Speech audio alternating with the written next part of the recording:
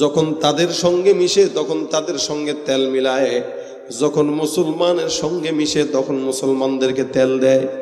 এই দল আসে তো এই দলের সেক্রেটারি, ওই দল আসে তো ওই দলের সেক্রেটারি, অর্থাৎ যখন যেই দল আসে তখন তারা সেই দলে যায়, আছে না নাই? ভাইরা আমার খুব বুঝেন, এদের উদাহরণ আল্লাহ পাক ডাক দেয়া বলেন মুযাবযাবিনা বাইনা যালিক লা ইলাহা উলাই ওয়া লা ইলাহা উলা। এদের হালত হলো এরা একবার এখানে একবার ওখানে, এরা দুদুল্যমান অবস্থায় থাকে, যার কারণে দুই নৌকায় পা যখন কোনো বান্দা দেয় তখন নৌকা দুইটা দুদিকে চলে যায়, মানুষটা নিচে পড়ে মারা যায়। এ মুসলমান, এই কারণে মানুষ যদি নিজেকে মুসলমান দাবি করে মুসলমান হতে পারে না। মুসলমান ইমানদার দাবি করা যায় লেকিন হওয়া যায় না। মনে রাখবেন, ইমানদার একজন মুমিন, তাকে মুমিন বলে পরিচয় করে দেওয়ার দরকার হয় না, তার চেহারা দেখলেই বোঝা যায় সে ইমানদার। বাজারে আম কিনতে যাবেন, দুইটা জিনিস দেখেন, রং দেখেন অথবা ঘ্রাণ দেখেন।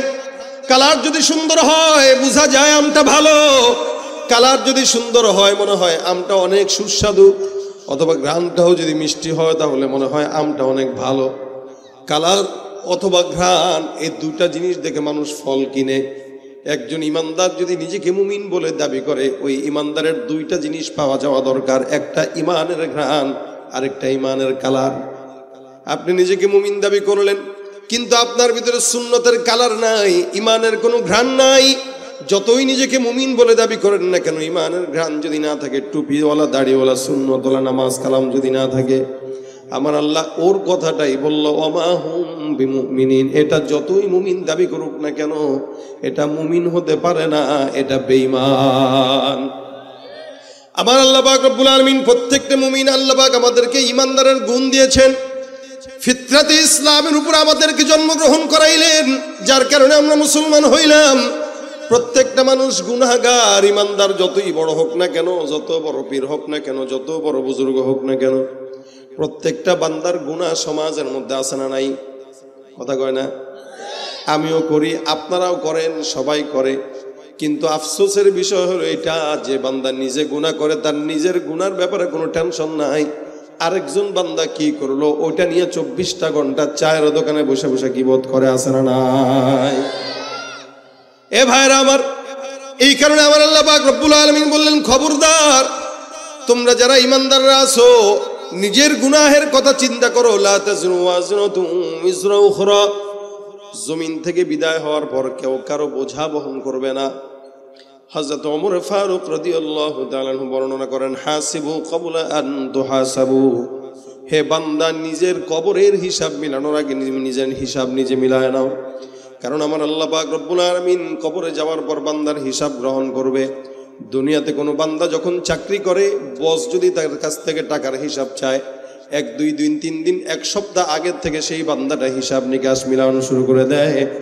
আমার আল্লাহ পাক রব্বুল আলামিন বান্দার হিসাব গ্রহণ করবে। ওমর বলেন, বান্দা কবরে যাওয়ার হিসাব নেওয়ার আগে তুমি নিজের হিসাবটা নিজে মিলায় নিও। এখানে আপনি আমি সবাই গুনাহগার, এমন কোনো বান্দা নাই গুনাহ করে নাই। এরপরও মুমিনরা সব গুনাহ করে না। মুমিনদের গুনাহ এক প্রকার, বেঈমানদের গুনাহ আরেক প্রকার। বেঈমানরা গুনাহ করে ক্লাবে যায়, বেঈমানরা গুনাহ করে নারী নিয়ামত নিয়ে সময় কাটায়, বেঈমানরা গুনাহ করে সুদ খায়, বেঈমানরা গুনাহ করে দুর্নীতি করে, বেঈমানরা গুনাহ করে হত্যা রাহাজানি সন্ত্রাসী করে। আর ইমানদাররা বেঈমানদের মতো খুন করে না, ইমানদাররা বেঈমানদের মতো মদ নিয়ে পড়ে থাকে না। কিন্তু ইমানদারদের পছন্দনীয় একটা গুনাহ আছে, যেই গুনাহটা ইমানদাররা গুনাহ মনে করে না, সওয়াব মনে করে করে। ওই গুনাহের নামটাই হলো গীবতের গুনাহ, ঠিক কিনা? নামাজ পড়তেছে মসজিদে, নামাজ শেষে সাথে সাথে গীবত নিয়ে বসে গেছে। মসজিদ থেকে বের হয়ে সাথে সাথে একজনকে দেখছে, চিনো ওই যে দেখো যায়, কে কে? ওই যে বাটপার। কি করছে? এই করছে। আরে চিনো, ও তো ওই করছে। নামাজটা পড়ে বের হইলো, বাস আরেকজনের গীবত করে শিকায়ত করে নিজের আমল যা কামাইছিল ওইটা তাকে দিয়ে তার গুনাহটা সে নিয়ে নিল, বাস। এটা হলো ইমানদারদের পছন্দনীয় গুনাহ। ইমানদাররা সব গুনাহ পছন্দ করে না। ইমানদাররা মদ খাবে না, ইমানদাররা জিনা করবে না, ইমানদার চুরি করবে না, সন্ত্রাসীও করবে না। কিন্তু ইমানদার গীবতের গুনাহটা করে এবং বলে এটা আমার ইমানই দায়িত্ব, এই কারণে করি। কোনটা গীবত, কোনটা দায়িত্ব, এটাও আমাদের জানা নাই। যার কারণে অনেক সময় তালিম করে, বিসমিল্লাহ দিয়া শুরু করে ফাজাইল আমল থেকে, তালিম শেষে বাস ওখানে বসেই গীবত শুরু হয়ে যায়। অথবা কোনো বয়ানের মজলিসে বক্তা নাহমাদুহু দিয়া বয়ান শুরু করে, বয়ানের ফাঁকে বাস ধরে ধরে গীবত করা শুরু করে দেয়। এটা সব জায়গায় সমাজের সবচেয়ে বেশি হয় এলাকার চায়ের দোকানগুলোতে। কি বলেন আপনারা? আর ছোট্ট ছোট্ট এক একটা চায়ের দোকান, এক একটা সংসদ। এই সংসদে কিছু পার্লামেন্টে যেরকম মেম্বার থাকে, ওই চায়ের দোকানের মেম্বার কন্টিনিউ থাকে। এই কন্টিনিউ মেম্বার পার্লামেন্টের মাননীয় স্পিকার মহোদয় হলো চাওয়ালা। কি বলেন আপনারা? রুটি উঠানোর টাকা নাই তার কাছে, দোকানের সামানা যে উঠাবে ওই টাকা নাই, কলা উঠাবে ওই টাকা নাই, কিন্তু 32 ইঞ্চি টিভি উঠানোর টাকা শয়তান তাকে জোগাড় ঠিকই করে দিছে। টিভিটা ছাড়ে, উল্টা পাল্টা জিনিস দেখে, আর গো শুনছনি ইমাম কি করছে, শুনছনি মুয়াজ্জিন কি করছে, শুনছনি মাদ্রাসার মুতামিম কি করছে। নিজের তলায় যে এত ময়লা, ওইটা পরিষ্কার করার টাইম তার কাছে নাই, আরেকজনের ময়লা নিয়ে খোঁচাখুচি করে। আছে না নাই? হজ করছে 14 বার, এই পর্যন্ত হজ করছে 20 বার, হজ করছে 5 বার। এলাকার মানুষ তারা হাজী সাহেব বলে চিনে, কিন্তু মুখের মধ্যে একটা ভালো কথা নাই, সব গালিগালাজ আর গীবত। যার এই দেখে কয়টা ফকিন্নি, এরে দেখে কয়টা শয়তান, ওরে দেখে কয়টা দান্দাবাজ। নিজের ব্যাপারে বলে না। এই জন্য তুমি তোমার নফসকে প্রশ্ন করো। আল্লাহ পাক রব্বুল আলামিন তোমার নফসকে যদি তুমি প্রশ্ন করো, তোমার জবাব মিলাই দিবেন। ইস্তাফসি নাফসাক, আমি কতটুকু গুনাহ করলাম এটা আমার নফস জানে, আর আমার আল্লাহ জানে, এছাড়া কেউ জানে না। যত বড় পীর বলেন, যত বয়স্ক বলেন, যত বয়স বেশি গুনাহের ফিরিস্তিও বেশি, ঠিক কিনা? এই জন্য অন্যকে ছোট চোখে দেখার আগে আল্লাহ পাক রব্বুল আলামিন বলেন, ইয়া আইয়ুহাল্লাযীনা আমানু, হে মুমিনের দল।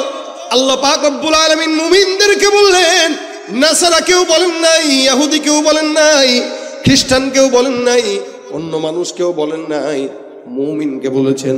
তার মানে আপনার মতো আমার মতো নালায়েক বান্দাকে আল্লাহ পাক নাম দিয়েছেন কি বলে? মুমিন। বলেন কি নাম দিয়েছে? মুমিন।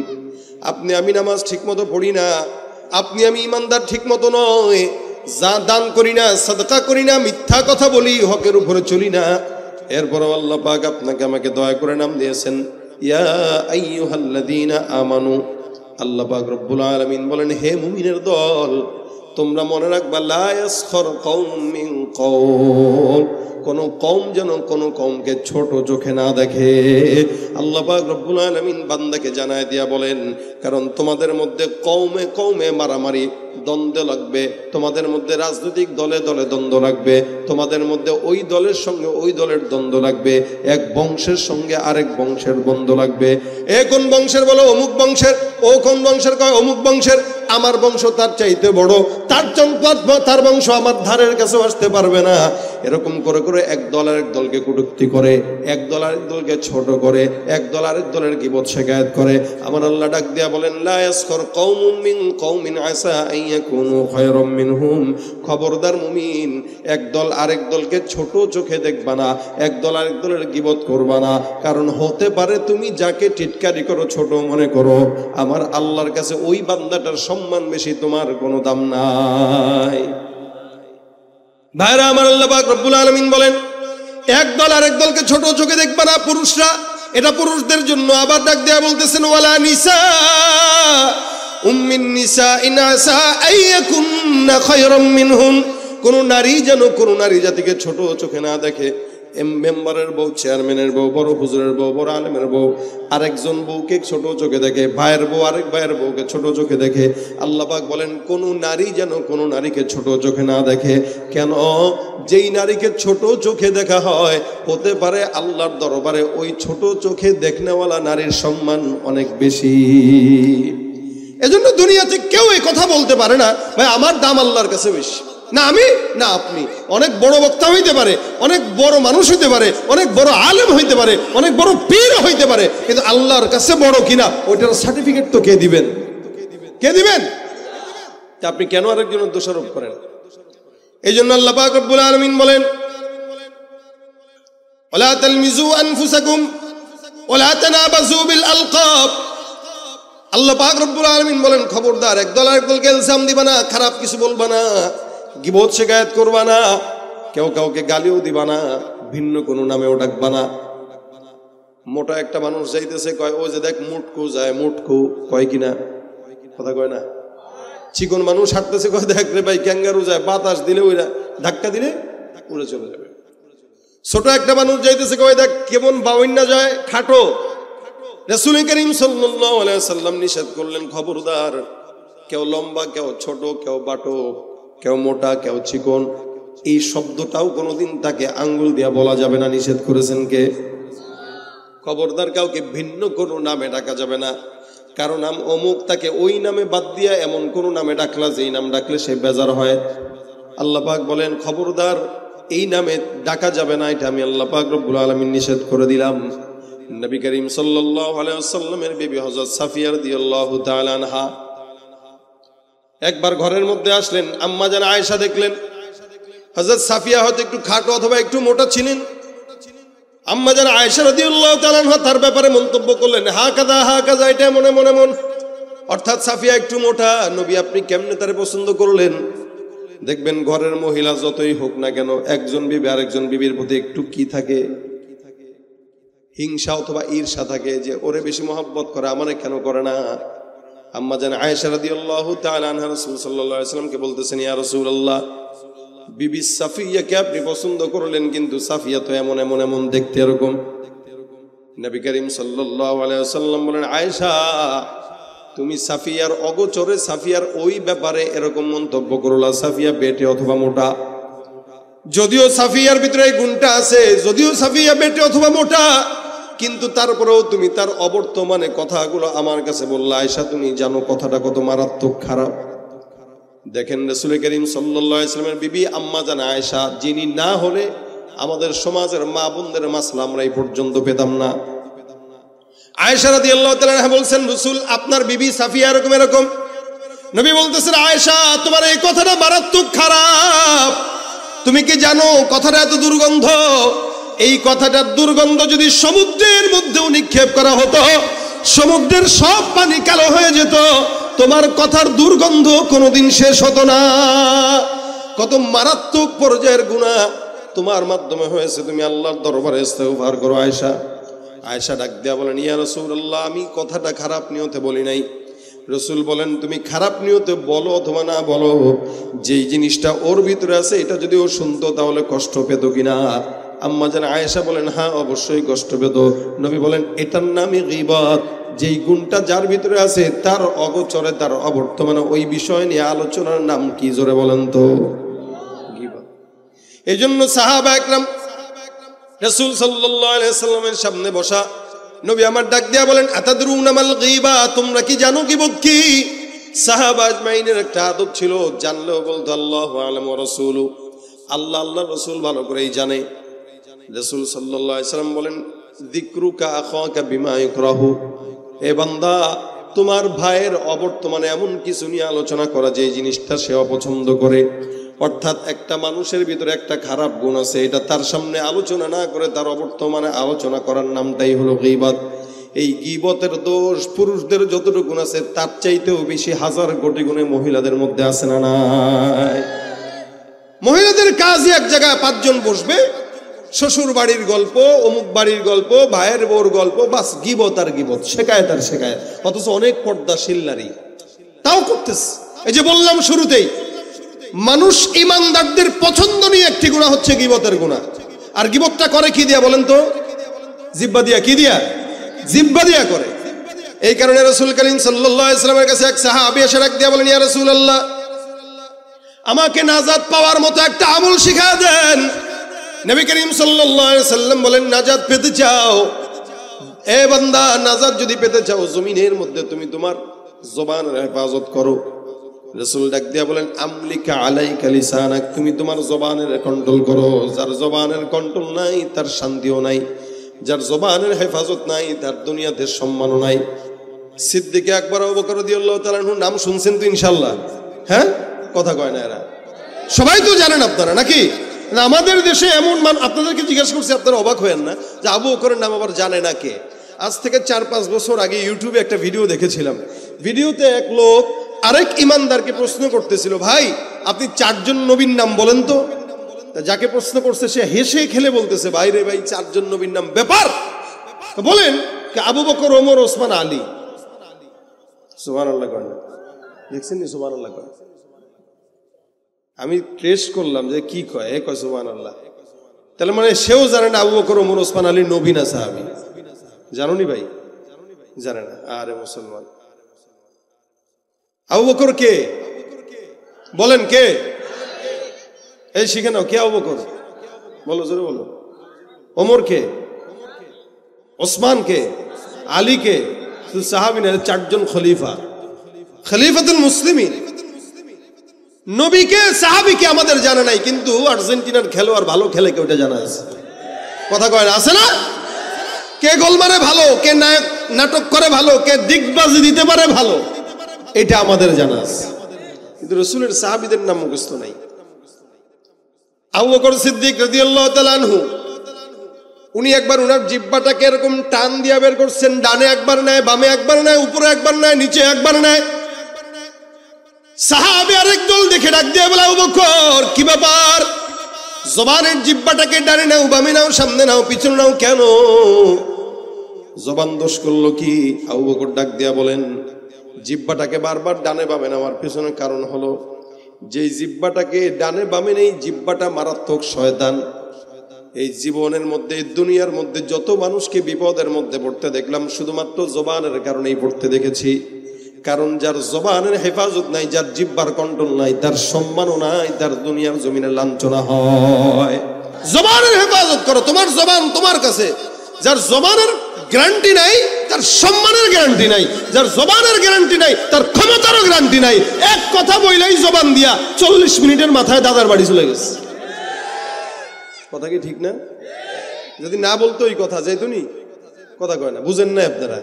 বুঝছেন নি কি বলছে জবান দিয়া? বলেন, বলেন। বলা দরকার ছিল, কিন্তু বলছে। কি দিয়া বলছে? জিহ্বা দিয়া, পিছন দিয়ে তার বলে নাই। জিহ্বা দিয়া বলছে। রাসূল বলেন, আমলিক আলাইকা লিসানাক, তুমি তোমার জবানের হেফাজত করো। জবানের হেফাজত নাই, ক্ষমতাও নাই। জবানের হেফাজত নাই, সম্মানও নাই। জবানের হেফাজত নাই, মানুষের কাছে তার ভারতও নাই। আমলিক আলাইকা লিসানাক, যার জবানের হেফাজত আছে তার সম্মান আছে। এই জন্য আবু বকর বলেন, আমি আমার জিহ্বাটাকে একটু শাসন করি, যেন উল্টা পাল্টা কথা না বলে। কালাম, কথা, বাক্য, এটা দামি জিনিস। যতক্ষণ ভিতরে থাকে সম্মানের সঙ্গে দামি থাকে। বের হইলে হালত হয় দুইটা, হয়তো দুর্গন্ধ ছড়ায়, নয়তো সুগন্ধি ছড়ায়। কিন্তু সমাজের অধিকাংশ মানুষের জবান দিয়ে দুর্গন্ধ ছড়ায়, সুগন্ধি ছড়ায় না। কারণ কি? অধিকাংশ মানুষ কথা বলে অযথা। অধিকাংশ মানুষ কথা বলে অযথা আর না বুঝে না জেনে। অধিকাংশ মানুষ কথা বলে অপ্রয়োজনীয়, প্রয়োজনীয় কথা বলে না। নবী করিম সাল্লাল্লাহু আলাইহি ওয়াসাল্লাম বলেন, আমলিক আলাইকা লিসানাক, নাজাত যদি পেতে চাও জবানের হেফাজত করো। আরেক হাদিসে পয়গম্বর বলেন, মান সাকাতা নাজা, যেই বান্দা যত বেশি চুপ থাকবে আল্লাহ পাক ওই বান্দাকে তত আগে আগে নাজাত দিয়ে দিবেন। সুবহানাল্লাহ। এই জন্য বোবা হওয়া, বোবা মানুষের শত্রু নাই। কথা আছে না? যার বোবা, ওর কোনো শত্রু নাই, কারণ কথাও জানে না, ওর কোনো শত্রুও নাই। আর যে কথা বলে বেশি, তার ভুলও হয় বেশি, শত্রুও বাড়ে বেশি। ভাইরা আমার, দেখেন হযরত আম্মা আয়েশা রাদিয়াল্লাহু তাআলা আনহা বলতেছেন, সাফিয়া এমন নবী বলেন, তোমার কথা যদি সমুদ্রের মাঝখানে ফেলা হতো, সমুদ্রের পানিও দুর্গন্ধ হয়ে যেত, মগর তোমার কথা দুর্গন্ধ শেষ হতো না। তার মানে কথাটা এমন মারাত্মক বলছো।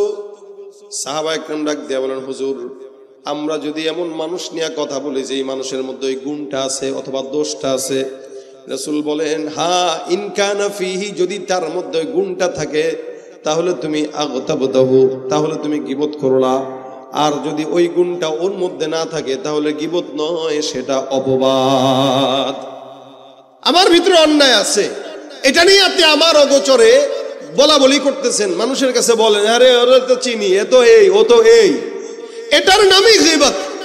এটা যদি করে তো কি হয়? আল্লাহ বলেন, আইয়ুহিব্বু আহাদুকুম আইয়াকুলা লাহমা আখিহি মাইতান ফাকারিহতুমুহ।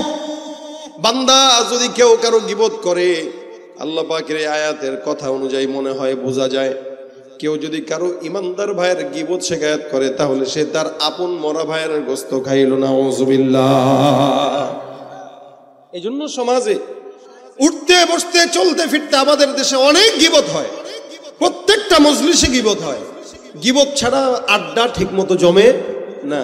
যত গীবত খাইতে মজা। ওই যে গোস্তের সাথে তুলনা দিয়েছেন আল্লাহ পাক, আইয়ুহিব্বু আহাদুকুম আইয়াকুলা লাহমা আখি, ভাইয়ের গোস্ত, মাইতা, তাও জীবিত না, মৃত, মৃত ভাইয়ের গোস্ত খাওয়া, এটা তার কাছে ভালো লাগে। গোস্ত দিয়ে ভাত খেতে যেমন মজা, গীবত করতে এমন মজা, কারণ এটার সঙ্গে গোস্তের তুলনা আসছে। এই জন্য যতক্ষণ গীবত করবেন, আপনার পাশে যদি কেউ থাকে গীবত করার মতো, আপনি তারা বলে দিবেন, ভাই গীবত করতে মন চাইলে অন্য জায়গায় যায় করো, এই মজলিসে বসে গীবত করো না। অনেক বুজুর্গানে দিন ছিলেন, কোন মজলিসে যখন গীবত হইতো ওনারা উঠে চলে যেতেন। আমাদের আকাবির বুজুর্গানে দিনটা ওই কাজ করতেন, মজলিসে গীবত তো মজলিস থেকে উঠে চলে যেতেন, অথবা কানের ভিতরে কোনো কিছু দিয়ে রেখে দিতেন যে গীবত ওরা করলে করুক, আমি শুনবো না, বাস বলবও না শুনবও না। কারণ গীবতের একটা বড় কুফল হইল, আমি যদি আপনার গীবত করি মাআযাল্লাহ, তাহলে আপনার সমস্ত গুনাহ আমার কাছে আসবে, আমার নেকিগুলো আপনার কাছে যাবে। আচ্ছা বলেন, কেউ কারো গীবত যখন করে বন্ধুত্ব পোষণ করে করে না শত্রুতা পোষণ করে করে? অবশ্যই শত্রুতা।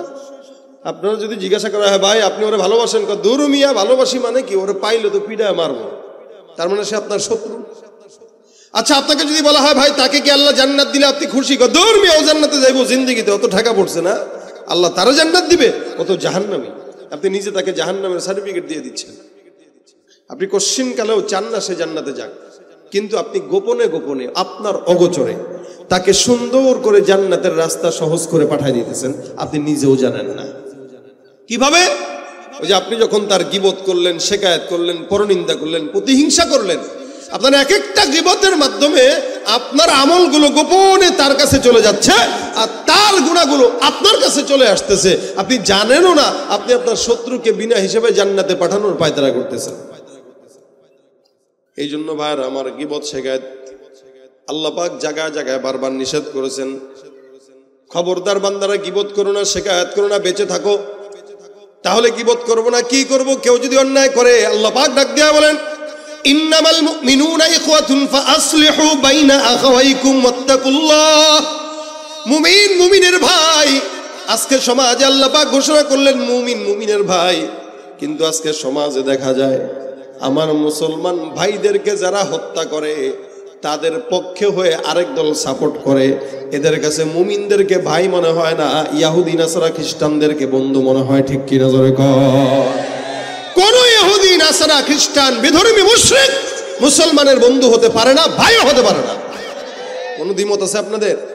আল্লাহ বলেন, ডাক দিয়া লা তাত্তাখিযুল ইয়াহুদা ওয়ান নাসারা আউলিয়া। ইহুদি নাসারাকে বন্ধু বানানো যাবে? কথা কয় না যাবে? ওরা একজন আরেকজনের বন্ধু। আল্লাহ পাক বলেন, এদেরকে বন্ধু বানায় না, বা'দুহুম আউলিয়া বা'দ। এরা একে অপরের বন্ধু, এরা তোমাদের শত্রু। যতই আমাদের সামনে এসে আমাদের পক্ষে কথা বলে যাক, কোন বিধর্মী যতই মুসলমানের পক্ষে কথা বলুক, বুঝতে হবে এই কথা বলার পিছনে উদ্দেশ্য ভালো না, চক্রান্ত খারাপ। কারণ মুসলমান মুসলমানের বন্ধু, তারা তাদের বন্ধু, মুসলমান ওদেরকে বন্ধু বানাইতে পারে? আল্লাহ পাক ডাক দেয়া বলেন, ইন্নামাল মুমিনুনা ইখওয়া, মুমিন মুমিনের ভাই, ফাসলিহু বাইনা আখাওয়াইকুম। কোন ভাই যদি অন্যায় করে তাহলে তুমি তাকে শুধরা দেওয়ার নিয়তে সুন্দর করে তারে বুঝাও। একবার অন্যায় করলো, দুইবার অন্যায় করলো, তিনবার অন্যায় করলো, সুন্দর করে বুঝাও। যদি না বুঝে, বারবার বোঝানোর পরেও যদি না বুঝে, তাহলে তার হালদাকে ছেড়ে দাও। কারণ একবার হাত দিয়া বোঝাবো, তার দুইবার জবান দিয়া বোঝাবো, নিষেধ করব, এরপরে ঘৃণা করব। এরপরেও যদি সে অন্যায় কাজ করে, হিসাবটা তার হিসাব সে দিবে, আমার হিসাব আমি দেব। কিন্তু এরপরেও আরেক জায়গায় বসে বসে তার নামে গীবত করে নিজের অন্যায়কে বাড়াবো না। আল্লাহ পাক রব্বুল আলামিনের হাবিব সাল্লাল্লাহু আলাইহি ওয়াসাল্লামের কাছে একবার একটা সাহাবী দুইজন মহিলার নামে তথ্য নিয়ে আসছে। দুইজন মহিলা, রাসূল করিম সাল্লাল্লাহু আলাইহি ওয়াসাল্লাম বলতেছেন, কি সমস্যা? কা হুজুর, দুইজন মহিলা রোজাদার, এরা রোজা রাখা অবস্থায় পানির পিপাসা লাগছে। রাসূল ডাক দিয়া বলতেছেন, পানির পিপাসা? আচ্ছা কতটুকু? কা হুজুর, এমন অবস্থায় যে তারা মৃত প্রায় হয়ে গেছে, মরবে খালি বাকি। রাসূল ডাক দিয়া বলেন, নিশ্চিত তারা গোশত খেয়েছে, যার কারণে পানির পিপাসা লাগছে। সাহাবীরা কয়, হুজুর রোজা রাখছে, গোস্ত খাবে কি? হুজুর বলেন, না, এরা গোস্ত খেয়েছে। সাহাবা একরাম ডাক দেয়া বলে, হুজুর আপনি বলতেছেন, তার মানে তো অবশ্যই সত্য, ঠিক আছে তাদেরকে ডাকি। তো ডাকা হয়। রাসূল করিম সাল্লাল্লাহু আলাইহি ওয়াসাল্লাম তাদেরকে প্রশ্ন করলো, এই তোমরা কি গোস্ত খাইছো? কয়, না হুজুর, আমরা তো রোজাদার। তাহলে একটা কাজ করো, আমি বলছি তারা গোস্ত খেয়েছে, তারা বলতেছে খায় নাই, এটার তো প্রমাণ হওয়া দরকার।